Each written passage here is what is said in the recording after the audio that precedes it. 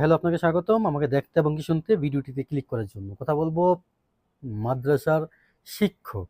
Actually এই জায়গাটা না খুব সেনসিটিভ। আমাদের মুসলিম, যেহেতু আমি একজন মুসলিম, তো এই জায়গাটা নিয়ে কথা বলা খুবই সেনসিটিভ। আমি কথা বলতে বাধ্য হচ্ছি।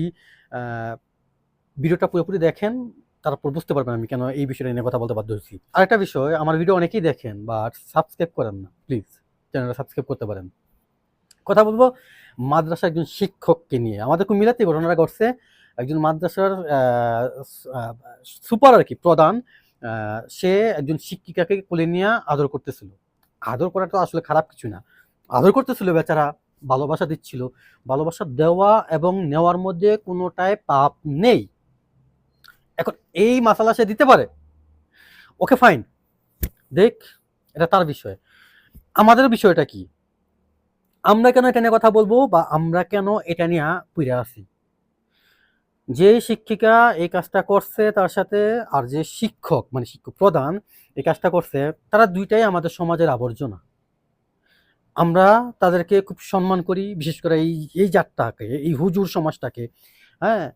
খুবই সম্মান করি। ইভেন আমাদের কোনো একটা ভালো কাজের শুরুর আগে তাদেরকে ইনভাইট করি, তাদেরকে দিয়ে দোয়া দুরূদ পড়াই, মিলাদ দেই। ইভেন মিলাদ শেষে তাদেরকে একটা হাদিয়া দেওয়া হয়। তারা একটা জায়গায় আছে যেই জায়গাটা খুবই সম্মানের। আমরা তাদেরকে খুবই বিশ্বাস করি। শুধু বিশ্বাস না, অন্ধবিশ্বাস। আমরা মনে করি আমাদের অ্যাম যারা দুনিয়া ছাইড়া গেছেন, দুনিয়াতে নাই, আমাদের আত্মীয়স্বজন, বাবা-মা, দাদা-দাদি, তাদেরকে দিয়ে আমরা কবরে দোয়া পড়াই। এই মানুষরূপী জানোয়ারগুলাকে দিয়া। এখন এই ১টা ২টার ঘটনার জন্য আমরা ১০টা হুজুরকে এভাবে জাজ করতেছি। করাটাই স্বাভাবিক। আমার দিক থেকে যখন আমি চিন্তা করব, হুজুররা এইগুলা করতেছে, আমি যাকে আমার একটা ভালো কাজের জন্য নিয়ে আসছি, আসলে সে কিরকম ব্যক্তি মানুষ হিসেবে, তাই না? এই ব্যাপারগুলো চইলে আসে। এই জন্যই এই বিষয়টা নিয়ে কথা বলা।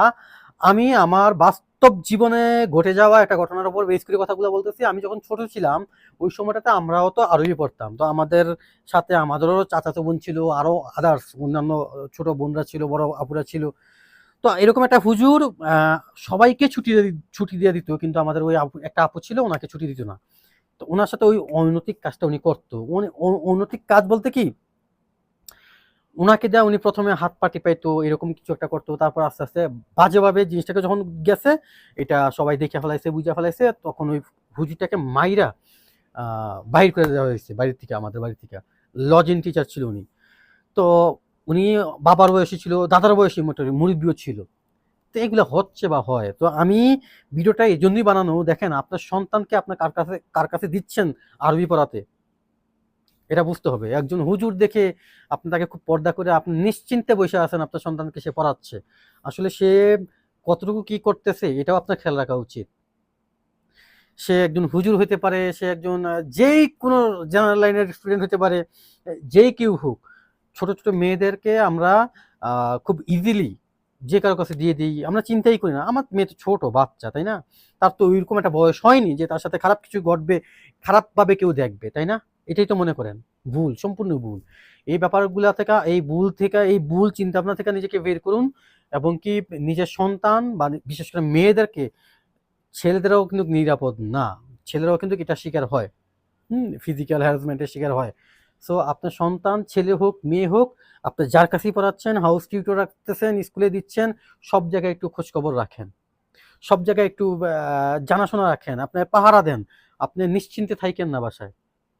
এটা রিকোয়েস্ট। কারণ এই টাইপ দুর্ঘটনা বা এই ব্যাপারগুলো তাদের সাথে ঘটলে তাদের মনের উপর একটা ইফেক্ট পড়ে, ব্যাড ইফেক্ট, খারাপ। তারা এই সম্পর্কটা সম্পর্কে যায় না, আগ্রহ হয়তো বা অনেকের বাড়ে। অনেকে এটার উপর বেস কইরা লেখাপড়ায় মন মানসিকতা নষ্ট হয়ে যায়। অনেকভাবেই খারাপ ব্যাড ইফেক্ট পড়ে আপনার বাচ্চার উপর বা আমাদের বাচ্চাদের উপর, আমার ছোট ভাই-বোনদের উপর এই ইফেক্টটা পড়ে। সো আমার ভিডিওটা এজন্যই বানানো, উনার এই বিষয়টাকে প্রমোট করা না। আপনার ভিতরে হুজুরদেরকে নিয়া তাদের সম্পর্কে খারাপ কোনো কিছু ক্রিয়েট করার জন্য না। বরঞ্চ আপনার পরবর্তী প্রজন্ম, আপনার আ সন্তান, তার নিরাপত্তা, তার ভালোর জন্য। বিষয়টা মাথায় রেখেন। আমার এই ভিডিওটা বানানোর উদ্দেশ্য এটাই ছিল। আমাকে ভুল বুঝবেন না। আ ভিডিও বেশি বড় করব না। আজকে এই পর্যন্তই। ভিডিওটা ভালো লাগলে অবশ্যই লাইক, শেয়ার করবেন। আর এই ভিডিওর সম্পর্কিত যে কোনো কিছু বলা থাকলে কমেন্ট বক্সে কমেন্ট করবেন। আপনি যদি আমার চ্যানেলে নতুন হয়ে থাকেন চ্যানেলটা সাবস্ক্রাইব করবেন। Bye, tata.